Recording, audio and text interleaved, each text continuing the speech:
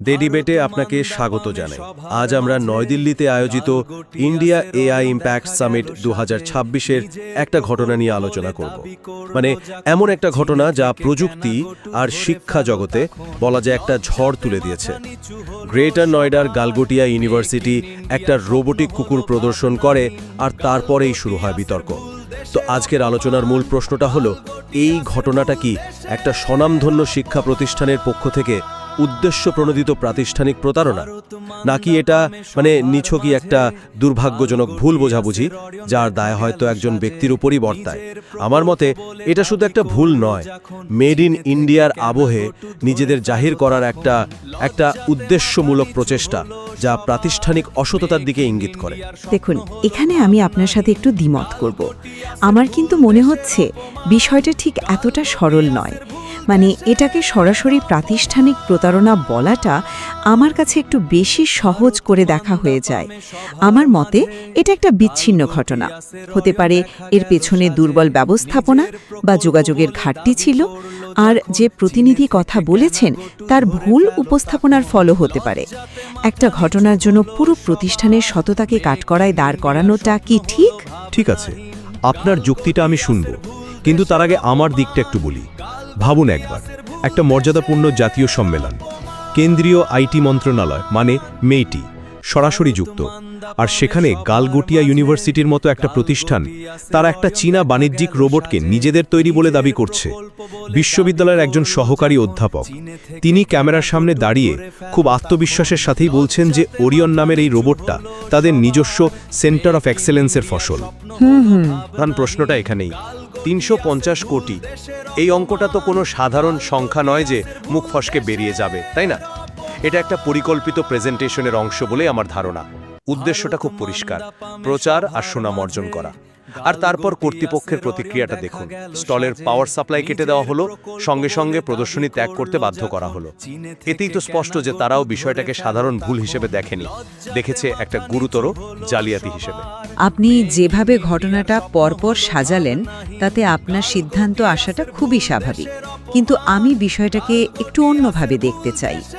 আমাদের প্রথমে বিশ্ববিদ্যালয়ের যে আনুষ্ঠানিক বিবৃতি সেটার দিকে নজর দেওয়া উচিত। ঘটনাটা জানাজানি হওয়ার প্রায় সাথে সাথেই কিন্তু তারা একটা বিবৃতি দিয়ে নিঃশর্ত ক্ষমা চেয়েছে।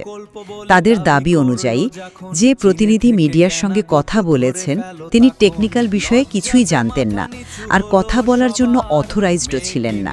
তার উৎসাহের আতিশয্যে এই ভুলটা হয়েছে। উৎসাহের আতিশয্যে 300 কোটির গল্প হতে পারে। দেখুন, আমি মানছি বিষয়টা খুবই অস্বস্তিকর, কিন্তু একটা বিষয় সম্মেলনের পেছনে যে কি পরিমাণ বিশৃঙ্খলা থাকে সেটা আমরা অনেক সময় ভুলে যাই। বিশ্ববিদ্যালয় কিন্তু স্পষ্ট করে দিয়েছে যে রোবটটা, যেটা আসলে ইউনিটরি গো টু মডেল, সেটা ছাত্রদের প্রোগ্রামিং শেখানোর জন্য একটা লার্নিং টুল হিসেবে কেনা হয়েছিল। ওটা তাদের নিজস্ব হার্ডওয়্যার উদ্ভাবন ছিল না, আর তারা সেটা স্বীকারও করে নিয়েছে। আমার মনে হয় একটা প্রতিষ্ঠানের দীর্ঘদিনের সুনামকে একজন ব্যক্তির ভুলের জন্য পুরোপুরি শেষ করে দেওয়াটা ঠিক না। তারা যে এত তাড়াতাড়ি ক্ষমা চেয়েছে এটাই তো প্রমাণ করে যে এর পেছনে প্রতারণার কোনো প্রাতিষ্ঠানিক উদ্দেশ্য ছিল না। থাকলে হয়তো তারা ব্যাপারটা ঢাকার চেষ্টা করত, তাই না? আমি আপনার পয়েন্টটা বুঝলাম যে বড় প্রতিষ্ঠানে ভুল বোঝাবুঝি হতেই পারে, কিন্তু আমার প্রশ্নটা ওই 350 কোটি টাকা নিয়ে। এত নির্দিষ্ট একটা সংখ্যা, এটা তো সাধারণত মার্কেটিং ডিপার্টমেন্ট বা টপ ম্যানেজমেন্ট থেকে আসে। আপনার কি সত্যি মনে হয় যে এটা একটা সাধারণ ভুল? একজন ম্যানেজমেন্টের অধ্যাপক যিনি একটা বিশ্ববিদ্যালয়ের প্রতিনিধিত্ব করছেন, তিনি অনুমোদন ছাড়া এত বড় আর এত নির্দিষ্ট একটা দাবি করে ফেলবেন? আমার তো মনে হয় এটা নিছক ব্যক্তিগত উৎসাহের ফল হতেই পারে না। এর পেছনে প্রাতিষ্ঠানিক পরিকল্পনার সম্ভাবনাটা খুব জোরালো। আমি আপনার সংশয়টাকে সম্মান করি, কিন্তু আমার মনে হয় আপনি হয়তো বড় প্রতিষ্ঠানের ভিতরের ম্যানেজমেন্টের জটিলতাকে কিছুটা এড়িয়ে যাচ্ছেন। একটা সম্মেলনের বিশৃঙ্খল পরিবেশে, যেখানে অনেকগুলো ডিপার্টমেন্ট একসাথে কাজ করে, সেখানে কমিউনিকেশন গ্যাপ বা ম্যানেজমেন্টের ভুল হওয়াটা কি খুব অস্বাভাবিক? এমনও তো হতে পারে যে ওই 350 কোটির অঙ্কটা বিশ্ববিদ্যালয়ের অন্য কোনো বড় প্রজেক্টের বাজেট, হয়তো পুরো এআই ডিপার্টমেন্টের 5 বছরের বাজেট, আর ওই অধ্যাপক ভুল করে দুটো বিষয়কে গুলিয়ে ফেলেছেন। এটা একটা সম্ভাবনা। ঠিক, যিনি কথা বলেছেন তিনি তো ম্যানেজমেন্টের অধ্যাপক, টেকনিক্যাল লোক নন। তাই তার পক্ষে টেকনিক্যাল ডিটেলস বা বিনিয়োগের অঙ্ক নিয়ে ভুল করাটা খুবই সম্ভব। একটা প্রতিষ্ঠানের প্রাতিষ্ঠানিক উদ্দেশ্যকে একজন ব্যক্তির ভুলের সঙ্গে মিলিয়ে দেখাটা আমার মনে হয় ঠিক হচ্ছে না। হয়তো বিশ্ববিদ্যালয় চেয়েছিল তাদের এআই উদ্যোগ দেখাতে, কিন্তু সেই মেসেজটা ভুল লোকের মাধ্যমে ভুলভাবে চলে গেছে। আচ্ছা, বেশ, ধরে নিলাম এটা একজন ব্যক্তির ভুল আর ম্যানেজমেন্টের ত্রুটি, কিন্তু ভুলের ধরনটা দেখুন। শুধু একটা ভুল সংখ্যা বলা নয়, একটা কেনা জিনিসকে ওরিয়ন নাম দেওয়া হলো। এটা আমাদের দ্বিতীয় পয়েন্টে নিয়ে আসে। যদি রোবটটা শুধুমাত্র একটা লার্নিং টুল হতো, তবে সেটার আসল নাম মানে ইউনিট্রি গো 2, সেটার বদলে ওরিয়ন নামে একটা নতুন নাম দিয়ে কেন দেখানো হলো? শিক্ষার উপকরণ দেখানো এক জিনিস, আর সেটাকে নিজস্ব উদ্ভাবন বলে জাহির করা তো সম্পূর্ণ ভিন্ন। এই নামটা দেওয়ার মাধ্যমে তারা তো সচেতনভাবেই একটা নতুন পরিচয় তৈরি করছে। এটা তো নৈতিকতার একটা স্পষ্ট লঙ্ঘন। এটাকে নিছক ভুল বলে এড়িয়ে যাওয়া খুব কঠিন। আমি এটাকে একটু অন্যভাবে দেখছি। দেখুন, একাডেমিক প্রজেক্টে ছাত্রছাত্রী বা গবেষকরাও তো প্রায় তাদের কাজের জন্য একটা কোড নেম ব্যবহার করে, তাই না? এটা খুব সাধারণ একটা ব্যাপার। ওরায়ন নামটা সেরকমই একটা প্রজেক্টের নাম হতে পারে, যে প্রজেক্টে ছাত্রছাত্রীরা এই ইউনিট্রি গো টু প্ল্যাটফর্মটা ব্যবহার করে হয়তো কোনো সফটওয়্যার বানাচ্ছে। তাদের আসল উদ্দেশ্য ছিল হয়তো এটা দেখানো যে এই প্ল্যাটফর্ম ব্যবহার করে ছাত্ররা কি শিখছে, কিন্তু উপস্থাপনার ভুলে পুরো হার্ডওয়্যারটাই তাদের নিজস্ব উদ্ভাবন হিসেবে প্রচার পেয়ে গেল। কিন্তু ভাবুন একবার, হয়তো স্টলের ব্যানারে লেখা ছিল প্রজেক্ট ওরায়ন।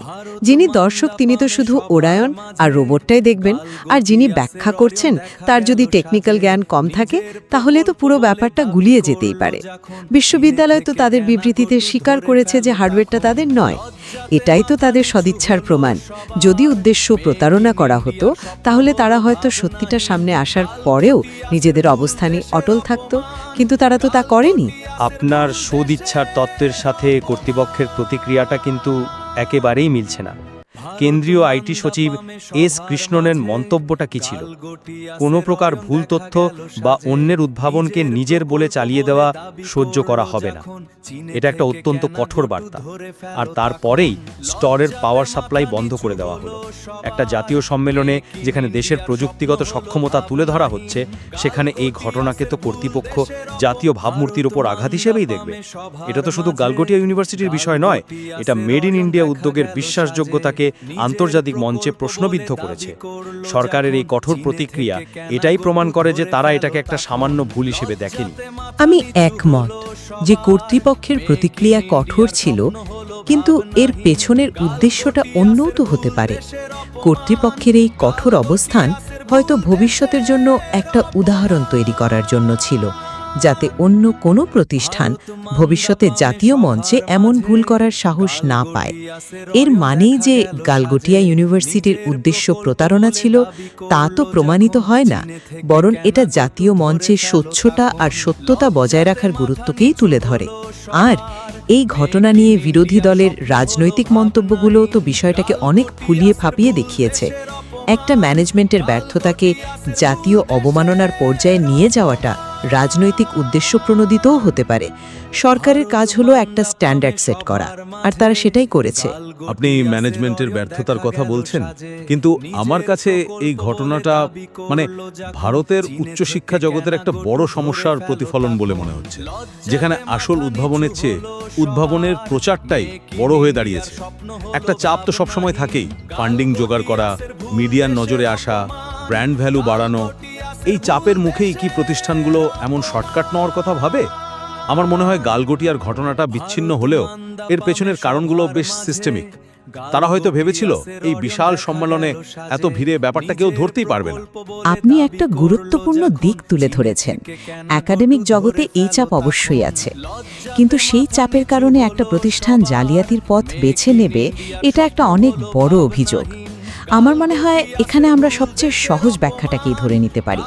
একটা পরিকল্পিত প্রাতিষ্ঠানিক প্রতারণার তত্ত্বের চেয়ে বিশৃঙ্খলা, ভুল বোঝাবুঝি এবং একজন ব্যক্তির দায়িত্বজ্ঞানহীনতার তত্ত্বটা অনেক বেশি সহজ আর সম্ভাব্য। প্রতারণার জন্য যে পরিমাণ পরিকল্পনা লাগে তার কোনো প্রমাণ কিন্তু আমাদের সামনে নেই। যা আছে তা হলো একজন ব্যক্তির বক্তব্য আর একটা প্রাতিষ্ঠানিক ক্ষমা। আমার মতে এটা একটা শিক্ষণীয় ঘটনা, যা প্রমাণ করে যে উচ্চ পর্যায়ের মঞ্চে সঠিক কমিউনিকেশন কতটা জরুরি। আমাদের আলোচনার পরেও আমি আমার অবস্থানেই থাকছি। আমার মনে হয় একজন অননুমোদিত ব্যক্তির ভুলের যুক্তি দিয়ে এই ঘটনার গভীরতাকে পুরোপুরি ঢাকা যায় না। একটা জাতীয় মঞ্চে এত নির্দিষ্ট আর্থিক তথ্য সহ উদ্ভাবনের দাবি, একটা বিদেশি পণ্যের নতুন নামকরণ, এই সবকিছু মিলিয়ে একটা গুরুতর প্রাতিষ্ঠানিক ব্যর্থতার ছবি ফুটে ওঠে এবং সম্ভবত নিজেদেরকে বড় করে দেখানোর একটা উদ্দেশ্যমূলক প্রচেষ্টা, যা দুর্ভাগ্যবশত ব্যর্থ হয়েছে। আর আমার মতে সুস্পষ্ট প্রমাণ ছাড়া এই ঘটনাকে প্রাতিষ্ঠানিক প্রতারণা হিসেবে দাগিয়ে দেওয়াটা একটা কঠিন মূল্যায়ন হবে।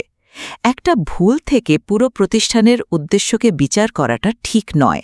এটা মূলত একটা শিক্ষণীয় মুহূর্ত, যা আমাদের সবাইকে মনে করিয়ে দেয় যে উচ্চ পর্যায়ের মঞ্চে স্বচ্ছতা আর সঠিক প্রতিনিধিত্ব কতটা জরুরি। বিশ্ববিদ্যালয়ের আনুষ্ঠানিক ক্ষমা প্রার্থনা এবং তাদের ব্যাখ্যাকে আমাদের গুরুত্বের সাথে দেখা উচিত। হয়তো তাদের আরও তদন্ত করা উচিত, কিন্তু সরাসরি প্রতারক তকমা দেওয়াটা একটু বেশিই হয়ে যায়।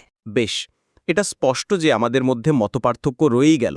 গালগোটিয়া ইউনিভার্সিটির এই ঘটনাটি ভারতের প্রযুক্তিগত অগ্রযাত্রায় উদ্ভাবন, সততা এবং উপস্থাপনার মধ্যেকার যে জটিল সম্পর্ক তাকে আমাদের সামনে এনেছে। আর এটা আমাদের ভাবতে বাধ্য করে যে মেড ইন ইন্ডিয়ার সাফল্য শুধুমাত্র নতুন কিছু তৈরি করার মধ্যেই সীমাবদ্ধ নয়, বরং সেই উদ্ভাবনকে সততার সাথে বিশ্বের সামনে তুলে ধরার মধ্যেও নিহিত। এ বিষয়ে আরও গভীর আলোচনার অবকাশ অবশ্যই রয়েছে।